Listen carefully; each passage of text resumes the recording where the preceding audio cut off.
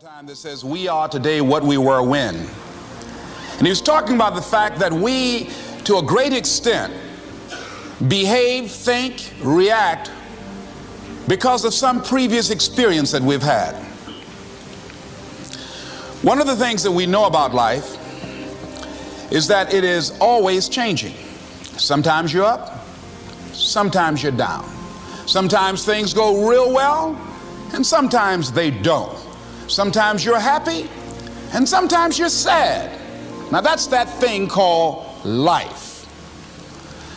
And when we begin to understand and know that, accepting that reality that we will never ever have things just on an even keel all the time, that you're going to have some ups and you're going to have some downs, but during those down moments, that's where the growth takes place.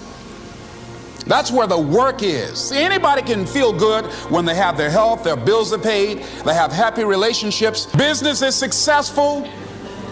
Anybody could be positive then. Anybody can have a larger vision then. Anybody can have faith under those kinds of circumstances. Am I correct? See, but the real challenge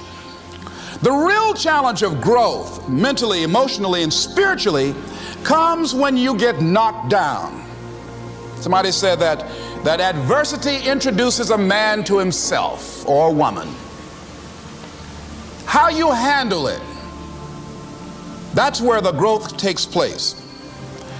When I was facing some challenges, I had a guy say something to me, and I suggest this is one of the first things that you want to do when you're facing a challenge. You want to get unstuck. Evaluate where you are.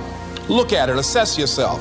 Assess yourself and assess the situation. What brought you there? What role did you play? Earl Nightingale had a saying I like. He said, all of us are self-made, but only the successful will admit it. What has brought you to this point? What did you learn from it? Are you learning anything, or are you doing it over and over and over again? Somebody said that insanity is doing the same thing in the same way, expecting a different outcome. Are you going through it, or are you growing through it? Are you bigger and better because of it? Because it's not going to leave you until you grow through it. I was going through a major challenge in my life that was wearing me out, that was using me. You see, your mind is when you go into a service station to get gas, you don't go in there and just start pumping. When you push the lever up, it clears the previous bill. By the same token, if you want to begin to move, you've got to clear your mind of all the unnecessary luggage and baggage that's weighing us down.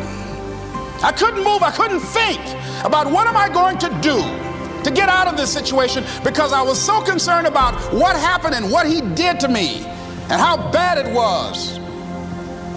I was so stuck in that I couldn't even focus on what I should have done. Feeling sorry for myself and angry, and none of that was taking me anywhere.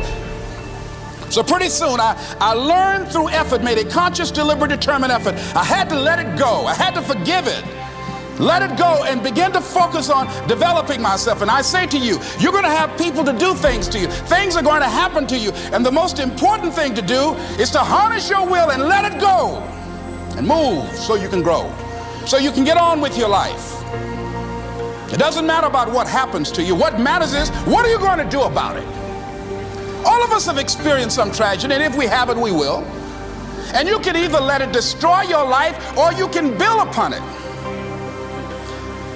You can permit it to let it hold you down, or you can decide, I'm not going to let that happen to me. I'm bigger than this. Make a declaration to yourself. Declare all out war that you're going to get out of this rut. I don't care how good you are. I don't care how talented you are.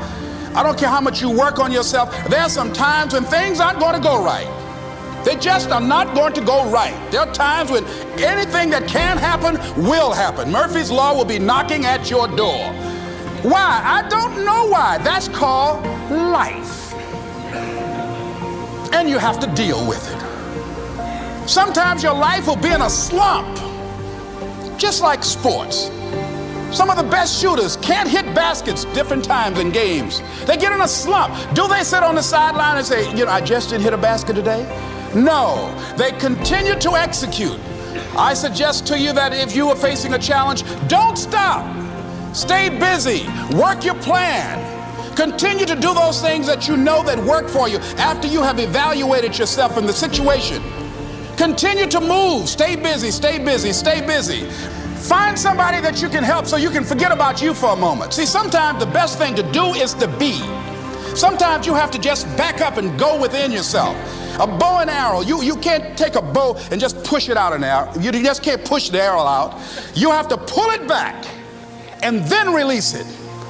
Sometimes you have to back up and go within and pray and meditate and recharge your batteries. Go away, clear your head, and then come back and look at it from a different vantage point. Don't operate while you are under the spell or the effect of what's going on. Next thing is that you've got to activate the thinker in you. Don't allow your emotions to control you. We are emotional, but you want to begin to discipline your emotion. If you don't discipline and contain your emotions, they will use you. Your mind goes on automatic, just like a guard. You know, I loved reading the book called As a Man Thinketh by James Allen. He uses the analogy of the mind being like a garden. You know, weeds don't have to have any encouragement to grow. You don't have to water them. They don't have to get sunshine. They don't have to have fertile ground. They will grow through the cracks of a sidewalk. Am I right? But if you want to grow orchids or roses or any kind of exotic flowers, there are special processes and procedures you must go through.